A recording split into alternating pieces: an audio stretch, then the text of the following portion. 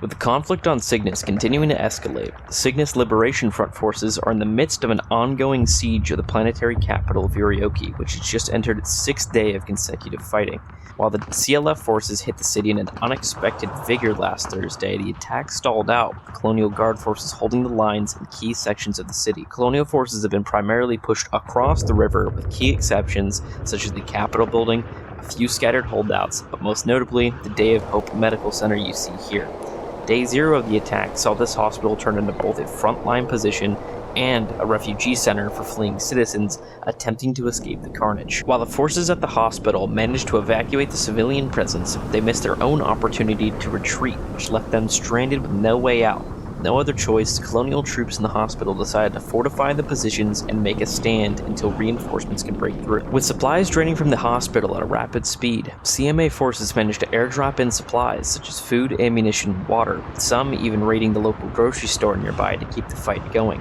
While supplies were being airdropped in, several airlift vehicles were shot down by CLF anti-air devices, forcing any future air supply to be cancelled, and now turning the whole area into a no-fly zone. Since the fortifying began, a joint CLF infantry and mechanized force have attempted to take the hospital over 5 times to no avail, with the CLF going as far as using night vision-assisted raids, all in a desperate attempt to take the hospital. While a breakout might have been possible, the CMA commander in charge of the hospital garrison, Lieutenant Chris Ranford, believes denying the enemy a safe location to bring their wounded is paramount and worth the risk. While stalwart in their defense, most here are in agreement that unless action is taken soon, the CLF forces will either overrun the hospital or the garrison will run out of supplies. While not anticipating to wave the white flag anytime soon, the force has not a lot of options left. While large casualties have been dealt to CLF forces, the ever-waning numbers of the hospital defense team are continuing to decline every day.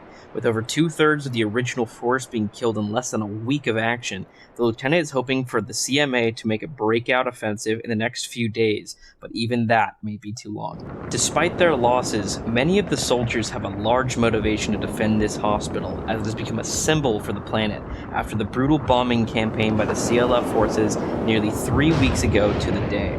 With good news for the planet coming only a few hours ago, Planetary Governor Richard Camden and the Parliament have officially voted in favor of the UEG and by extension UNSC's intervention, with forces expected to arrive as soon as the weekend.